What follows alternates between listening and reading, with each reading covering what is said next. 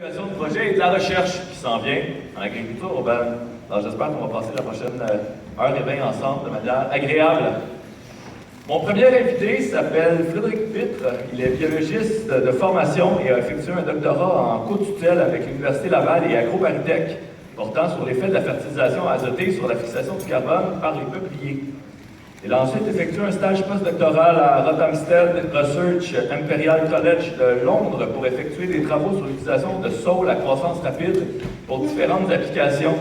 Depuis 2012, il est chercheur au Jardin botanique de Montréal et professeur associé à l'Université de Montréal, et son programme de recherche porte sur l'utilisation des phytotechnologies dans un contexte de réhabilitation environnementale.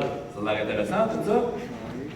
Dans le cadre de cette conférence, M. Pitre vous présentera les phytotechnologies en tant que nouvelles technologies pour des applications environnementales de façon plus particulière. Il discutera de bio et de phytorémédiation en présentant des exemples de projets conduits à l'Institut de recherche en biologie végétale. Veuillez accueillir chaleureusement M. Frédéric Pitre. Oui.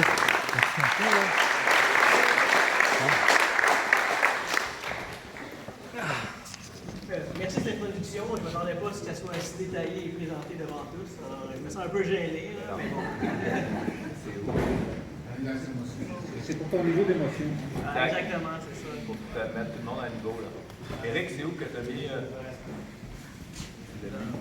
exact. En plus,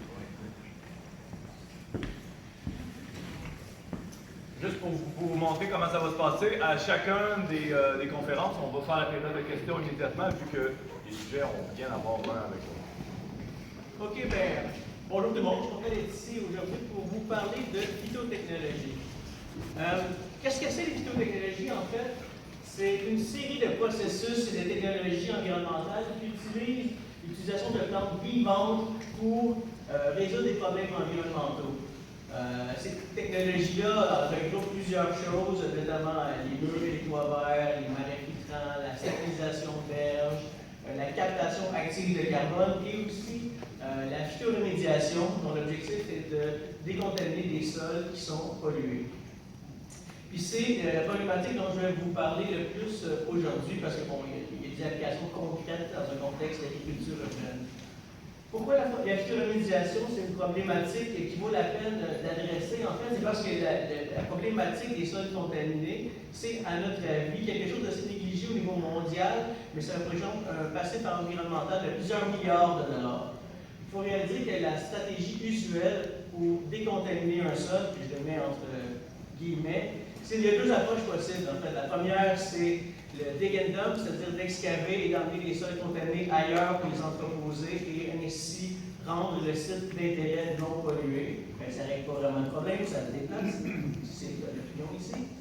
Ensuite, l'autre stratégie, c'est d'utiliser des procédés physico-chimiques, que ce soit sur place ou dans des sites de traitement. Mais toutes ces approches-là sont extrêmement coûteuses. Ça varie énormément selon les types de polluants qui sont en présence dans le sol, mais ça peut aller jusqu'à facilement au-dessus de 1 000 $ par tonne, ce qui est environ 1 mètre cube de sol.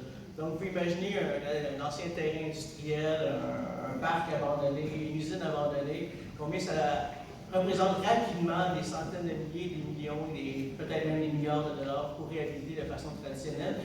Ce qui cause la situation actuelle, c'est-à-dire que beaucoup de ces sites sont abandonnés. Il y a évidemment beaucoup de potentiel en termes d'application urbaine, d'utilisation communautaire pour ces terrains-là qui sont souvent en ville. Puis, la phytorémédiation propose une solution pour adresser cette problématique-là à moindre coût. Il y a plusieurs types de contaminants qui sont en présence dans les sols contaminés. On les regroupe en deux types généraux, les contaminants qu'on qualifie de organiques, en fait. C'est organique en termes de composés à base de carbone. Donc là, on parle de HAP, de BPC, d'huile usée, de résidus de pesticides. Et la seconde catégorie, c'est les métaux, les métalloïdes, que l'on appelle surtout des éléments traces.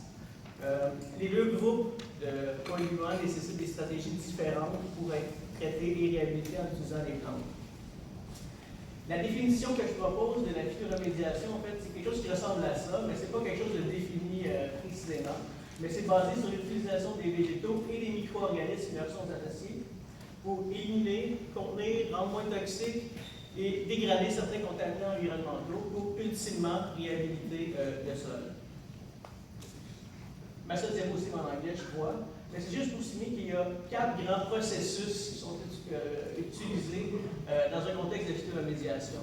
Il y a la phytovolatilisation, qui est utilisée en grande majorité pour des contaminants de type organique, comme des COV, comme certains composés de type benzène qui sont légers. Donc, ce qu'on utilise dans ce contexte-là, c'est la capacité évapotranspirative de la plante pour amener le composé dans l'atmosphère, mais s'assurer qu'il est dégradé par, entre autres, les rayons UV pour le rendre ainsi plus inerte. Un deuxième processus, c'est la phytostabilisation. Donc, dans ce cas-là, on parle par exemple de métaux lourds ou d'autres composés organiques qui peuvent être absorbés aux racines et ainsi éviter de migrer et de se répandre dans l'environnement. Un autre processus, c'est la phytodégradation. Donc, ça, c'est les composés dits organiques qui peuvent être dégradés par les processus internes aux plantes ou alors par l'action des micro-organismes dans les plantes ou dans le sol qui viennent rendre ces composés organiques-là moins toxiques. Et finalement, la phytoextraction, qui est utilisée dans le cadre de la réhabilitation de pollution avec des métaux, où la plante accumule dans ses tissus, surtout aériens, des grandes quantités de métaux, puis qu'on peut ainsi récolter de façon séquentielle dans le temps et retirer du système la charge contaminante du sol. La problématique, nous, je dirais que c'est de trouver le meilleur soldat possible pour faire le travail.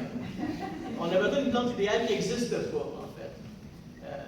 Il y a plusieurs options qui s'offrent à nous, mais on a besoin de quelque chose qui est vraiment plastique, qui s'adapte à plein de solutions différentes, qui est vraiment tolérant, qui, idéalement, de façon opérationnelle et facile à appliquer à une grande échelle. Ce qui fait qu'on a 2 options qui s'offrent à nous, mais on en a seulement une qui est réellement applicable. Le premier réflexe utilisé, serait d'utiliser des plantes que l'on dit hyperaccumulatrices, donc à gauche sur le tableau. Donc ça, c'est un groupe de plantes particulières qui souvent viennent d'environnements où il y a des concentrations élevées de métaux dans les sols, par exemple dans les mêmes formations géologiques qu'on utilise pour les exploitations minières. Ces plantes-là peuvent accumuler des centaines et des centaines de fois la concentration de métaux du sol dans leur tissu, ce qui peut représenter jusqu'à facilement 5 à 10 de leur poids total, ce qui est vraiment important. Par contre, il y a peu de ces espèces-là qui existent, puis ceux que l'on a documentés jusqu'à maintenant sont assez spécialisés, on ne peut pas les utiliser pour une grande gamme de contamination. Puis finalement, le désavantage le plus significatif, c'est que c'est souvent des petites plantes qui vivent au bas du sol qui font presque pas de biomasse. Fait qu'il faudrait en avoir des millions pour réhabiliter un site, par exemple, minier, donc c'est pas très utile. À l'opposé, l'autre stratégie que l'on choisit en général d'utiliser en phytoremédiation, c'est d'utiliser des plantes que l'on qualifie d'ayant une croissance rapide. Il y a plusieurs espèces qui peuvent être utilisées. Dans ce cas-là, ce que l'on utilise, en fait, c'est seulement un facteur de multiplication. C'est-à-dire que même si le niveau de concentration et de dégradation est moindre que celles qui peuvent être faites par une plante hyperaccumulatrice, étant donné qu'elle pousse vraiment plus vite et qu'elle produit vraiment beaucoup plus de biomasse, en multipliant les deux, on obtient quand même un effet global qui est avantageux. D'autres avantages des plantes à croissance rapide, c'est qu'ils sont généralement très faciles à mettre en place sur un site pollué. C'est des plantes qui sont généralement de première succession, donc elles sont très compétitives et elles s'accommodent d'un sol qui est généralement moins fertile que d'autres espèces. On peut tirer profit de leur système racinaire. Puis comme les autres ont une croissance rapide, il y a un effet qui est très visible sur le site. D'un seul point de vue de l'habitation environnementale, ce n'est pas à négliger la composante esthétique. Puis finalement, étant donné que ça pousse rapidement, on peut faire quelque chose avec la biomasse, puis en tirer profit ultimement. Notre plante favorite, si vous googlez phytoremédiation au Canada, Québec, un peu partout, c'est l'utilisation de saules arbustifs à croissance rapide. Donc en fait, c'est des variétés de saules. Il y en existe des centaines d'espèces au niveau mondial. Ça représente le tiers de la flore indigène du Canada, donc c'est une espèce qui est quand même significative. On parle ici d'arbustes et non d'arbres que l'on plante à une très haute densité. J'ai présenté le chiffre de 18 000 tiges à l'hectare, mais dans des contextes de phytoremédiation, on peut aller jusqu'à facilement 30 000 tiges à l'hectare, c'est-à-dire 30 000 arbres par 10 000 mètres carrés. Ces arbres-là, on les plante et on les récolte à chaque 3 années pour recueillir la biomasse. Un petit schéma de ce à quoi ça ressemble. Donc, la première année, on met en place des boutures, de façon mécanisée souvent. C'est des boutures, ça ressemble à des tiges de bois de 20 cm qui sont mises en place sur le site. laisse pousser la première année, rabat à la fin de la première année de croissance, et on laisse repousser le 2 ou 3 ans pour récolter la biomasse par la suite. On peut répéter ce cycle-là facilement pendant 25-30 ans. En fait, il n'y a pas de limite qui est observée jusqu'à maintenant, avec très peu d'intrants sur les sites. Donc, on a utilisé notamment les saules dans plusieurs applications en phytoremédiation. Puis ici, je vais vous présenter différents exemples de projets qui ont été faits, qui sont en cours, des projets qui impliquent beaucoup de gens, donc qui ne sont pas que sous ma responsabilité. Et ça va vous permettre de voir un peu une série d'exemples de ce à quoi ça ressemble. Le site que je vous ai présenté là était très représentatif, on va regarder ensemble, de ce que c'est un site abandonné, contaminé en milieu urbain. Donc une friche urbaine, un brownfield en anglais, ça ressemble souvent à ça. C'est pas un beau champ, c'est rien de attrayant, on voit qu'il n'y a même pas de plantes qui poussent, mais il y a des raisons pour ça. C'est que bon, le sol est malheureusement très pauvre en matière organique. Il est extrêmement compacté, et les voitures sont souvent stationnées, c'est pas de bonnes conditions. Le pH est souvent trop alcalin, ce qui est mauvais pour la migration des métaux dans le sol. Ils sont souvent mal ou pas drainés, et finalement, c'est très hétérogène. Donc, on peut imaginer qu'il y a eu un déversement d'huile dans le coin, il y a des restants de vélo dans d'autres morceaux, il y a un matelas, puis peut-être une cochonnerie qui traîne là-dedans, mais ça, c'est la réalité de ce qui se passe au centre-ville dans les sites abandonnés. Premier exemple dont je vais vous parler, c'est un projet qui est en cours, en fait, qui est financé par la Fédération canadienne des municipalités et par la Ville de Montréal. Vous êtes sans doute au courant que malheureusement, au début des années 2000, la Ville de Montréal a recensé la majorité des sites de jardins communautaires dans tous les arrondissements. Puis, ils ont appris que plusieurs de ces jardins communautaires-là avaient des sols qui étaient contaminés au-delà des risques tolérés par le ministère. Il y a différentes choses qui ont été mises en place depuis. La fermeture de plusieurs de ces jardins-là. Et puis, souvent, il y a l'obligation de produire en bac au lieu de produire en sol. Ce constat-là, en fait, n'est pas de la faute à personne. C'est que les sites qui ont été utilisés pour les jardins communautaires étaient souvent des sites qui étaient laissés en place, qui originaient d'un certain passé industriel qui était disponible. Ce qui fait qu'à la fois, les quartiers, les villes, les citoyens ont établi des jardins sur ces sites-là, mais ce n'était pas propre à l'utilisation. Donc, de concert avec la ville, on évalue la possibilité d'utiliser la phytoremédiation pour, à long terme, réhabiliter, si possible, certains de ces jardins communautaires-là. Donc, le site qui est présenté ici est dans Bercy-Hochelaga-Maisonneuve, c'est le jardin communautaire Mont-Centré.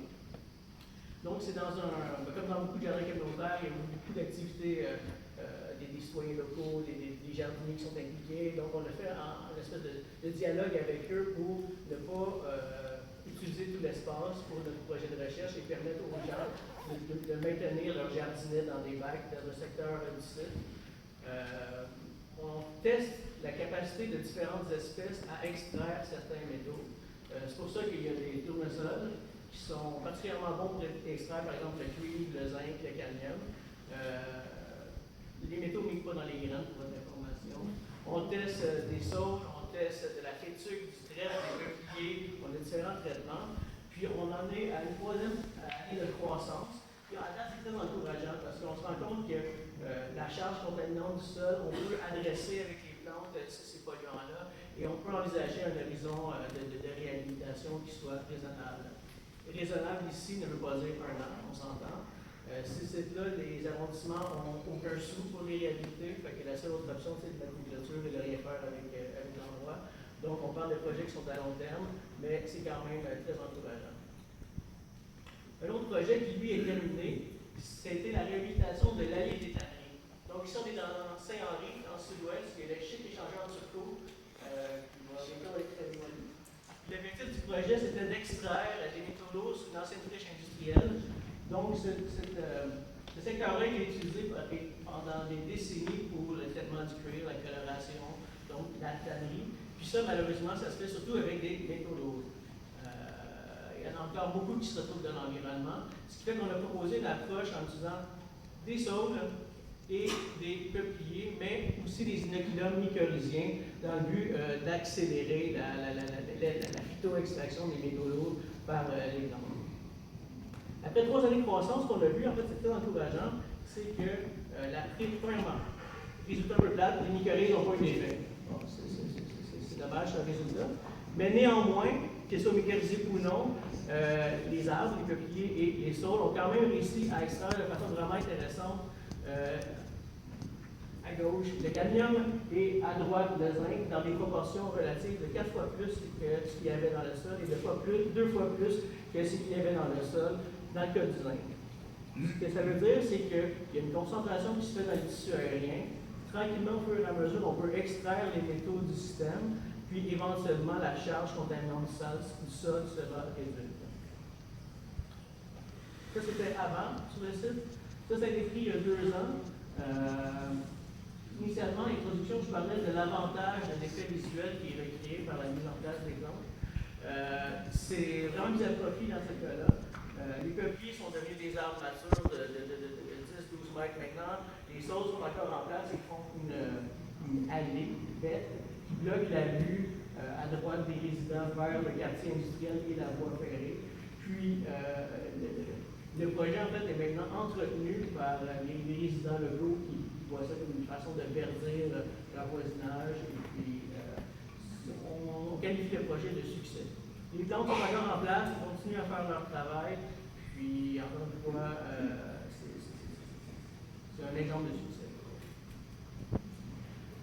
Une grosse problématique, en fait, un autre problème que l'on a à régler avec un grand fournisseur national d'hydroélectricité, c'est le traitement d'anciens sites d'entreposage de poteaux électriques. Encore une fois, on parle d'anciens parce que ce n'est pas quelque chose qui est en cours actuellement, mais ce grand producteur d'hydroélectricité a pendant des décennies entreposé dans des cours à poteaux des poteaux qui étaient traités avec 2 types de composés de traitement du bois, le pentachlorophénol et l'ACC. Respectivement, le PCP, c'est des grains en dioxyde et en furane, et l'ACC, en fait, c'est de l'arsenic conduit.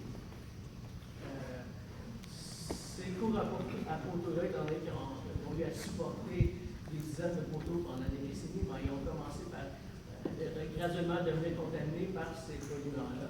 Puis on a comme objectif d'identifier des plantes qui sont capables à la fois d'extraire les métaux arsenic conduits, mais aussi de stimuler la dégradation des composés organiques dont j'ai fait mention. Donc ici, la liste des plantes que l'on essaie. Ça, c'est un de nos sites expérimentaux qui est à Drummondville. Une cour photo, ça ressemble à ça, en fait. C'est un parking, un sol minéral extrêmement dur, où il n'y a rien qui pousse. Puis ça arrange bien les gestionnaires de site, il n'y a rien qui pousse, parce qu'eux, ils passent avec leur camion, leurs outils, il y a trop des choses. Mais ça rend notre travail à nous, de biologistes de ces gens, assez difficile, parce que s'il n'y a rien qui pousse, ben, ça devient difficile de s'organiser pour quelque chose qui pousse. On a donc mis en place un dispositif avec les plantes que j'ai présentées auparavant, et puis qui ressemble à ça maintenant. Donc, ça a été pris il y a 2 ans. Pour l'anecdote, on a planté les boutures de sol au marteau. Au marteau, on faisait rentrer les boutures parce que le sol était tellement dense. Mais ils ont quand même bien toléré la chose. Comme je disais, c'est nos favoris, on voit que c'est des bons guerriers. On a commencé les analyses de sol l'été dernier sur ce projet-là. Puis on a vu en fait que la dégradation des composés organiques, c'est très difficile, sauf une espèce qui est la luzerne, dans ce cas-là, qui, on suppose, étant donné que c'est une légumineuse, ben, elle vient participer à la dégradation et stimuler l'activité microbienne et dégrader les composés organiques. Pour ce qui est des métaux, il y a notamment l'arsenic qui s'accumule dans la culture. Ils sont tous ça très encourageants parce que bon, c'est du gazon, puis on peut, avec une tondeuse à récolter, et réduire la pollution gazonnière comme ça, c'est intéressant. Un autre projet dont nous sommes responsables, en fait, c'est le réaménagement de l'autoroute Bonaventure. Encore une fois, c'est dans le sud-ouest, dans le but de la reconstruction de la nouvelle autoroute, peut-être comme un boulevard urbain. Évidemment, il y a beaucoup de sols qui ont été excavés du site qui étaient contaminés pour multiples raisons. Mais la direction du projet, en fait, souhaite réhabiliter plusieurs des sols qui ont été mis en place là par des approches plus vertes. Il y a d'autres difficultés en place. Par exemple, le fait que travailler en dessous de l'autoroute, encore là, c'est difficile de mettre en place des choses bêtes. Il faut conduire avec les camions, les pépines, les bulldozers qui démolissent tout. qui ont démoli un de nos sites expérimentaux. Mais néanmoins, on a réussi à mener une petite parcelle, ça c'est l'automne dernier en fait. Il y a des mauvaises herbes, je ne sais pas notre expérience. Mais on a testé les saules de la friture et du trèfle encore, mais aussi plusieurs espèces indigènes dans ce cas-là. C'était la compagnie Horticulture Indigo qui fait les mélanges. On a fait un partenariat avec eux pour évaluer la capacité de certaines espèces indigènes du Québec à extraire des métaux du sol. Puis j'ai pas encore de résultats, mais le premier résultat, c'est que ça a poussé dans le béton, fait qu'on est assez content. Puis que deux, ils sont encore là cette année, ce qui fait qu'à la fin de cette saison, on va récolter le matériel et voir dans quelle mesure il y a eu des changements ou pas dans le sol par ces plantes-là. Je crois que c'est mon dernier exemple. On a un autre projet qui était en cours avec Pétromont, en fait, qui est une société pétrolière qui a cessé ses activités. L'objectif du projet, en fait, c'est de faire de la phytovolatilisation de chlorure de vinyle qui se retrouve en profondeur dans la nappe phréatique du sol. Cette pollution-là est l'origine des activités pétrochimiques de l'entreprise, mais elle souhaite utiliser des approches plus environnementales pour traiter son problème. Donc, c'est ce que je voulais mentionner. Ce qu'on a proposé, en fait, c'est de planter des longues boutures, qu'on va voir éventuellement. Donc, ici, oui. Donc, c'est des longues boutures de plus de 2 mètres, en fait, qu'on a fait enraciner dans des pots, qu'on a inséré directement dans la nappe phréatique, dans le but d'aller chercher le composé volatile qui, lui, est soluble dans la nappe phréatique, de l'extraire du sol et de le volatiliser pour le faire dégrader par des rayons UV. Donc, la raffinerie, pour l'anecdote, est à Varennes, le long du fleuve. Elle a été démolie maintenant, il n'y a plus rien. C'est un site qui appartient à l'entreprise qui graduellement réhabilite le site. Donc, on a fourni des puits à 2,5 mètres de profondeur dans lesquels on a inséré les boutures enracinées. Puis, ce qu'on a observé, c'est deux choses encore là. Premièrement, que 50% des arbres sont morts. C'est triste, mais c'est la dure réalité. Et honnêtement, on ne sait pas pourquoi. On a fait plein d'autres tests d'anoxie, tout ce qu'on peut imaginer, on a essayé de trouver, d'ajouter des contaminants de façon artificielle. On n'a jamais trouvé la raison de la mort. On a observé ça avec vraiment 50% de mortalité. Par contre, les plantes qui ont survécu ont été super efficaces. On ne voit pas très bien, la résolution n'est pas là, mais ont été très efficaces pour décomposer les COV qu'il y avait dans l'eau de la nappe phréatique. En fait, la majorité n'était pas présente ou pas détectable dans les échantillons. Donc, la stratégie a été efficace, mais elle aurait été encore plus si les arbres avaient évidemment survécu. Donc, j'en ai eu à la conclusion, que je vais vous résumer rapidement. Juste pour dire que nous, on est très encouragés par le potentiel de la phytoremédiation. On a des évidences qui montrent que dans certaines conditions, c'est vraiment une stratégie prometteuse et beaucoup moins coûteuse que les approches traditionnelles. Il faut oublier qu'on travaille avec des matériels vivants. Ça veut pas dire. On travaille avec des partenaires privés, des fois qui imaginent qu'on a qu'à planter et ça va, par magie, tout va bien se passer. C'est pas vrai. C'est pratiquement de l'agriculture que l'on fait. Il faut entretenir le matériel pour que les plantes fassent leur travail. Les sauces, notre meilleure plante favorite, pour toutes les raisons que j'ai présentées au début. Puis finalement, nous, on juge que c'est une science jeune, qu'il y a encore beaucoup de choses à faire, mais que l'avenir est quand même prometteur.